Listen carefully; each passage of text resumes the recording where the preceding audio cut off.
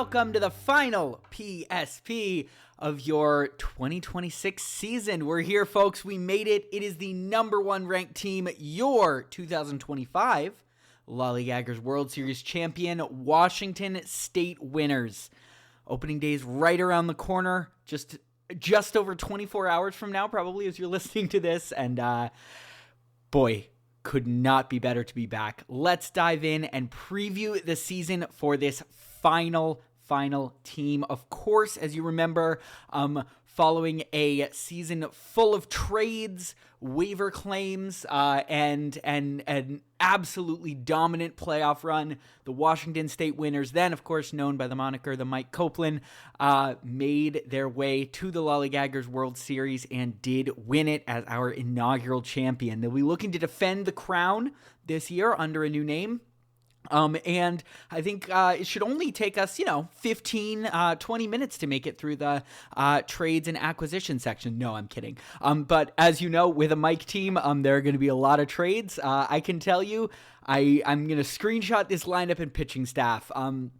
Because at the end of the season, I want to take a look at it and see how far away we got from this what we're starting out with. We know with a Mike team, there are going to be a lot of trades, a lot of moves. But who can question it? Because only one person is holding the title from last season, and that is your Washington State winner. So let's dive right into the ins and outs. We'll start with the ins. We saw, I'm just going to read through these names. We got a lot of them, and I'll kind of, obviously go back in and highlight a few. For the ins, we have Carlos Correa, Sal Stewart, Matthew Liberatore, Kyle Manzardo, Kyle Leahy, Foster Griffin, Johnny Farmello, Gavin Williams, Justin Crawford, Jordan Lawler, Gavin Sheets, and Rysel Iglesias. For the outs, we have Seiya Suzuki and Noel V. Marte, who both left via expansion. Merrill Kelly, also in that expansion group. Kyle Finnegan, who was traded, along with Jose Altuve. Carson Williams, Mark Vientos, Rafael Devers, Jeff Hoffman, Matt Strom, Harry Ford, Hunter Green, and then a first for these PSPs, Evan Carter, who was taken in expansion and then reacquired, not that uncommon, but then for the first time ever, traded again. So the triple move for Evan Carter here. It would only be one team to do that, of course. Go Mike. So yes, Evan Carter, who was taken in expansion, reacquired by Mike, and then later traded in the offseason. So obviously a lot of moves here. Correa, I think, is a nice buy low sort of piece. I've obviously mentioned my story about him, picking him up, within a minute of finding out he went back to the Astros. Mike had a similar belief on that being really good for him, and made a trade this offseason. Liberatore and Manzardo were kind of a package deal in that Devers trade, which, speaking, I think from my perspective, made me a little nervous. But it is definitely a sort of sum of the parts, the whole being greater than the sum of the parts kind of thing.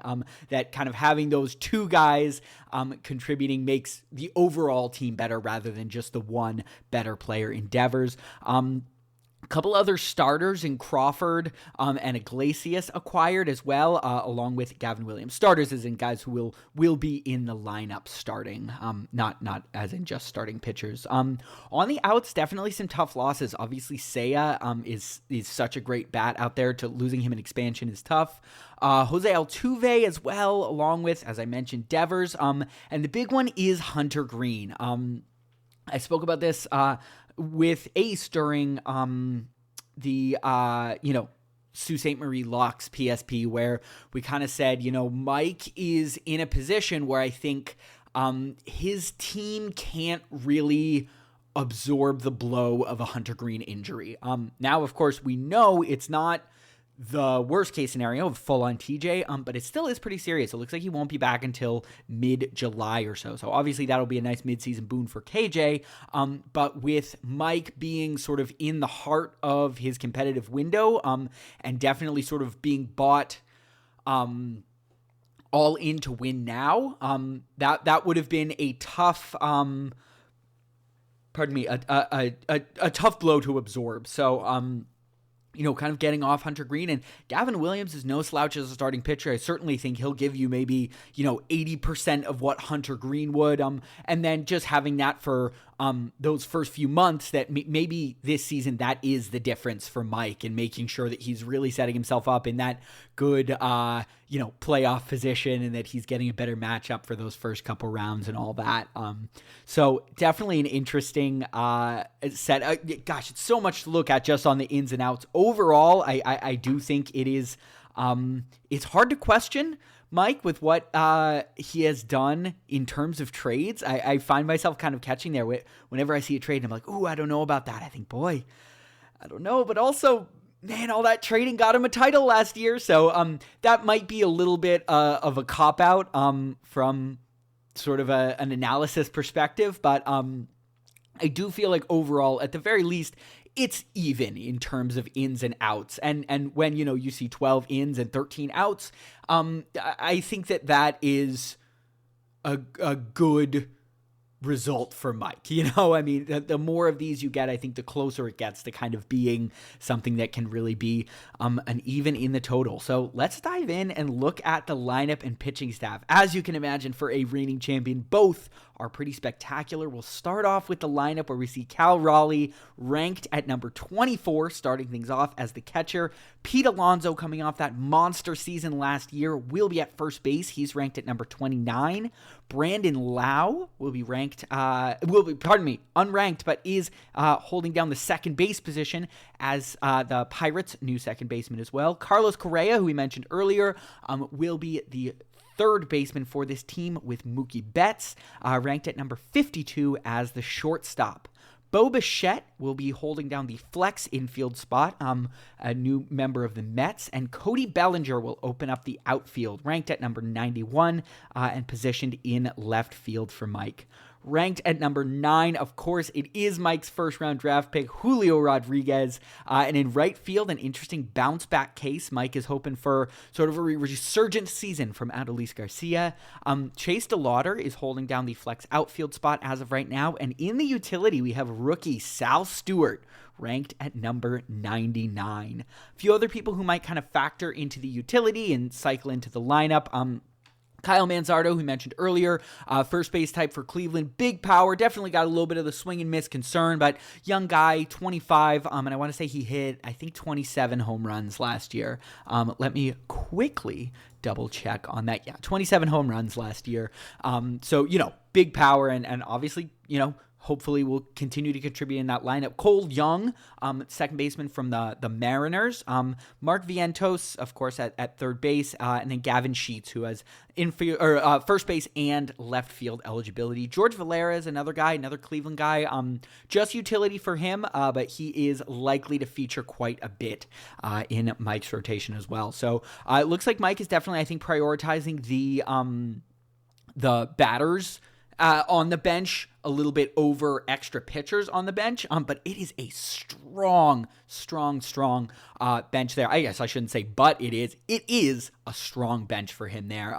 And I think an interesting X factor from the bench perspective is Mark Vientos. What does he look like this year? 2024, he had that huge breakout, 3.5 points per game that season. Last year, dropped down to 2.6, so quite a noticeable regression. What does he look like this year? What does his role with the Mets look like this year? He could be a really interesting piece. Then, of course, Manzardo and Cole Young as well. In the lineup itself, I like it a lot. It is veteran-laden. I think definitely a little bit on the older side. Most guys in their early 30s or late 20s. But it is a lineup full of guys who have proven it at the major league level for multiple seasons. Cal Raleigh, look, I don't want us to get ahead of our, over our skis at all. He's not going to hit 60 again, but if you've got a catcher who's hitting 40 home runs, and I don't think it's crazy to say he might do that, that's still probably the best catcher in the league. Certainly the best offensive catcher in the league. So I think we're still going to see premium output from that position, even if it's not at that 60 home run clip. Alonso, I think, is going to fit great in Baltimore. Brandon Lau has quietly just been, phenomenally consistent from the, perspective of a second base position. Certainly from the home run side over the last 3 years, 31, 21, 21, from 2025 through 2023 there. So, from the second base position, that's obviously great. And then guys like Mookie, Bo, Cody are just strong veterans. You know what they're going to put up. Julio Rodriguez is always going to be the X factor to me, the question mark. Can he do it? Can he have a hot April and May? If he has a hot April and May, I legitimately think we're looking at a guy challenging for MVP. Even in a league where we've got an Aaron Judge, where we've got a Bobby Witt Jr. That is how talented Julio Rodriguez is. If he puts together those first couple months and doesn't have that slow start that he's sort of become famous for, I think we could be looking at something really special. Of note for Julio, he bucked a trend that had been going on for the past couple years where he had a declining OPS each year from his rookie year. So rookie year in 2022, 853, sophomore season, 818,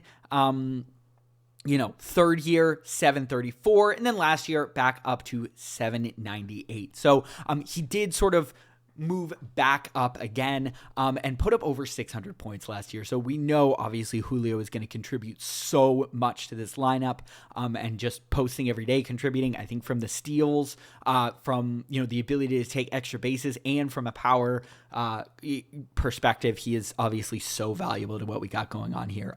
Few interesting players. I won't mention this guy with the prospects, but I will bring up Jordan Lawler. He's somebody Mike brought in on sort of a buy low situation, obviously. Lawler, I think, was traded over to the Valley Gift Lords from, obviously, Joinville, and then made his way over here. It looks like he'll be playing center field this year for the Diamondbacks, and he actually had quite a strong spring. About midway through, I don't have his current line, if I'm being completely honest, but about midway through, he had, a 323 batting average and, over 1,000 OPS. So he was clearly putting things together in spring. He's such a talented, athletic guy and just has not put it together at the major league level. But for a 23-year-old, maybe that's something that can come together, especially if he's not being challenged as much defensively. Infield always seemed a bit tough for him. And so if he's able to, just tap into that athleticism and take a little bit of that mental stress off in the outfield, I think it could be interesting to see, what we get out of Lawler this year. So he's an interesting guy to see, when he does make it back up to the major leagues. What does that look like for Mike's team?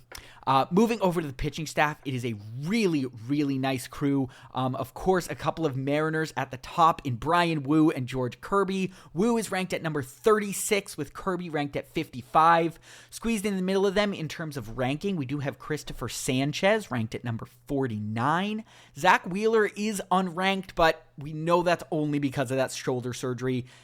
When he is healthy, Zach Wheeler is one of the 10 best pitchers in the league, period. And it does sound like he's, I think, expected back maybe mid-May, mid-April. Yeah, at least this says mid-April, as I just click on his little injury report. So, whether it's mid-April or early May, he should be back sooner rather than later. And by all reports, the thoracic outlet surgery he got was not sort of the devastating one that ended Matt Harvey's career. So I think certainly for Mike, we can hope that is not the case for Zach Wheeler, and he will obviously provide innings and quality as soon as he is back. Gavin Williams and Matthew Boyd are a couple other guys who will be filling out those kind of 5-6 spots in the rotation. Williams had kind of a breakout year last year for Cleveland, putting up some really impressive numbers, about 18.9 points per game and close to 600 points on the season overall. And Boyd sort of finally put it together after all of those seasons of sort of being everyone's breakout pick. He did really put it together for Chicago this past season, 633 points and over 20 points per game. So he'll certainly be looking to repeat that in his age 35 season. And then Matthew Liberatore kind of rounds things out from the starting pitcher's perspective.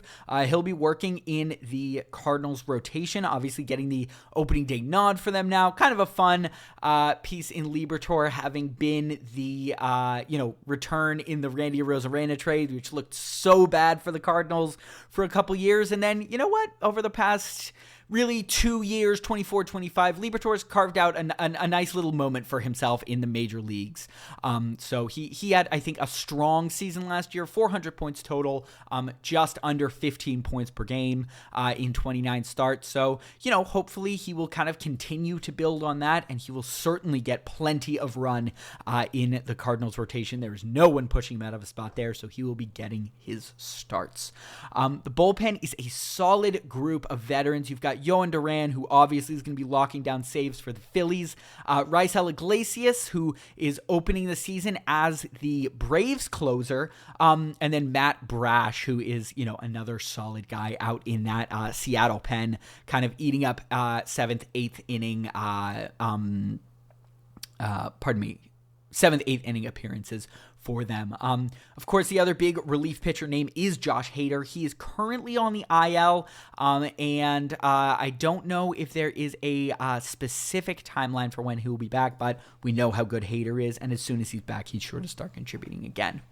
This is a great pitching staff. I think there is, similar to the lineup, not a lot of those young guys. I think that the young guy you're really betting on is Wu. Obviously, 26 years old. He's sure to be a staple in this rotation for several years to come, along with Williams. But you got veterans up and down, and guys, just like I said with the lineup, who have proven it at the major league level. Multiple years they have done that. We know what these guys are going to put up. And boy, Kirby, who had just that unbelievable season, so good in 2023, followed it up with another fantastic season in 2024, and then definitely dipped this past year, I think, when people were ready to sort of anoint him as that top 5 type pitcher in the league.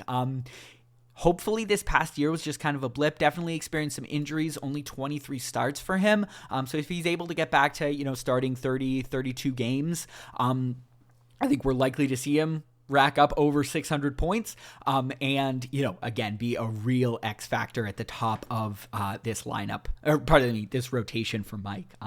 It is no surprise how good these guys are, obviously knowing, how Mike's team did last year. It is a really strong group of veterans, and I reliability is kind of the name of the game when I see this stuff. We know what these guys are putting up. Oh, and by the way, there is a lot of boom potential for all of them as well. Did you know that Kirby Yates was on the Angels? I didn't know that. I remember when he signed to the Dodgers last year and everyone lost their minds because they were like, oh my God, the Dodgers are getting absolutely everyone. And then he didn't really pitch any important innings for them. I guess he signed with the Angels. Turns out he's in there and looks like he'll be their closer. So that is another guy that we have got featuring in for the bullpen for Mike. I just noticed that. And then Anthony Kay, this is fun. He just mentioned this today, that this is kind of a guy he irrationally believes in. Maybe it looks like he's opening the season in the White Sox rotation. So that's someone I'm definitely interested to kind of keep an eye on. Obviously one of those guys who went over to Japan and kind of reworked his mechanics and everything.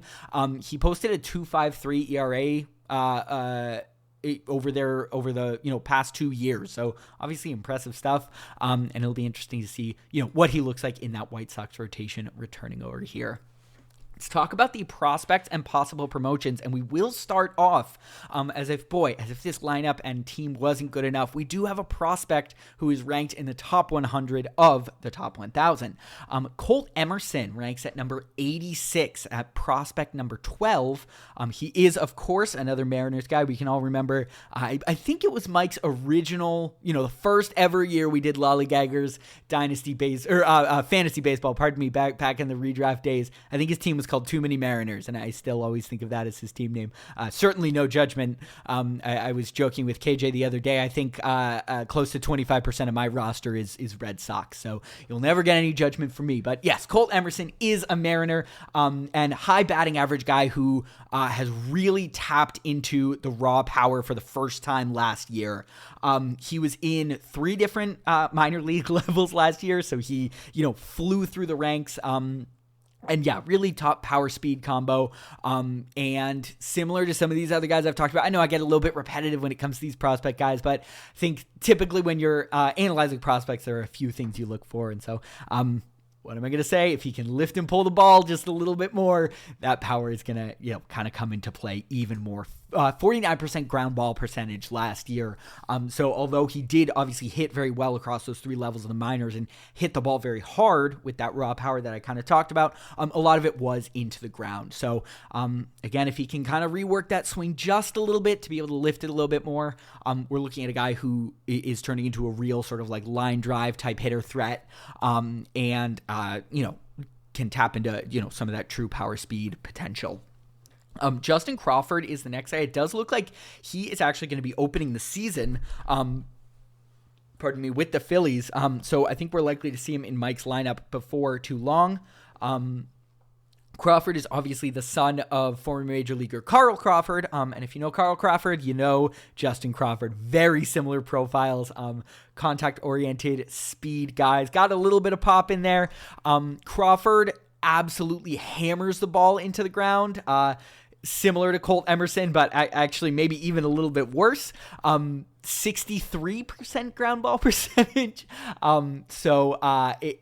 Scary stuff on that perspective, but he has the speed to make that okay. If he hits the ball into the ground, he gets results. So this is not, a slower outfielder or first base type where, oh God, they're hitting the ball into the ground. That's no good. He can beat out ground balls. And he's a quality defender as well out there. So certainly looks like he's getting some run in center field with Johan Rojas getting that suspension, obviously. And yeah, hits the ball hard. You know what I'm going to say? Lift and pull a little bit more, and we're looking, at an even more impressive prospect. But something nice about Crawford is if he continues to hit the ball into the ground, that's really okay with his profile. And then the last guy I will touch on here is Emmanuel Rodriguez, who ranks at number 67 on the prospect list. Crawford ranks at 29 on that list, by the way. Emmanuel Rodriguez sort of got the nickname Baby Buxton, obviously Twins guy, so it's a little bit obvious to make that comp there. But yeah, high K rate and definitely some contact issues, but he's so athletic and really great hard hit ability. And after a down 2024, he had a really strong season. A down 2025, he had a really strong winter ball season. So I think prospect people are kind of looking for him to continue that really strong breakout into the 2026 MILB season. So those are a few guys who I think could factor into Mike's team at some point this year. Crawford as soon as opening day. And the other two, I think, probably not before too long. Well, let's get over to the projection. Of course, I do have this team projected to make the playoffs. I have it just a bit behind Flaming Prius's team at 13-8. I do have them a little bit back here. Just worrying a bit about some rotation depth as I was looking it over. I do think the existing depth is very solid. But, if one or two guys go down with an injury, all of a sudden, you're probably cruising the waiver wires or trades, kind of trying to fill guys in to get those 6-7 spots. So those are the only ones that the kind of concern that I have. I think the lineup is really the strength of this team and will definitely carry it. Lineups, obviously, as we know, tend to be a little bit more consistent, so I don't think we're going to see a lot of big swings up and down from Mike's team because of the strength of that lineup. But the one thing I would look out for, if there is something to be concerned about, which, let's face it, there's not really, it is just that sort of back-end rotation depth. But this is going to be a phenomenal team. I do have them projected to win 13 games and glide into the playoffs with ease and likely make a deep run. So there we are. We're at the end. Boy, it's going to be strange going back to recording only once a week now. I've been kind of getting into a new rhythm here, but could not be happier to have the season back. We have some, I think, really fun stuff planned for the upcoming season. Asa and I should be back for our, regular duo recordings again. It'll be a little bit easier with, just the one recording night a week on that Sunday night. The schedule, for the most part, typically, I guess for people who weren't a part of this last year, we typically record. We fire up the program right after Sunday Night Baseball ends, so we record around 8 p.m. Pacific time, and then it's usually out within an hour or so after that. So you can always hopefully look out for that Monday morning. Thanks for sort of joining me on this journey. This was a lot of fun, previewing all these teams. I feel like I know some of your teams better than I know my own. Now I'm going to my team, I'm like, oh my gosh, boy, I forgot I have this guy. I forgot I had this guy. But, I know who all of you have because I'm making big sheets on you. So yeah, thank you for joining. This has been a ton of fun. I cannot wait to, dive into our second season, and I will talk to you in less than a week on Sunday night after the first lineup, the first matchup period after the first matchup period of the year. Have a good one, everyone. Do you know what that makes you, Larry? Lollygaggers. Lollygaggers.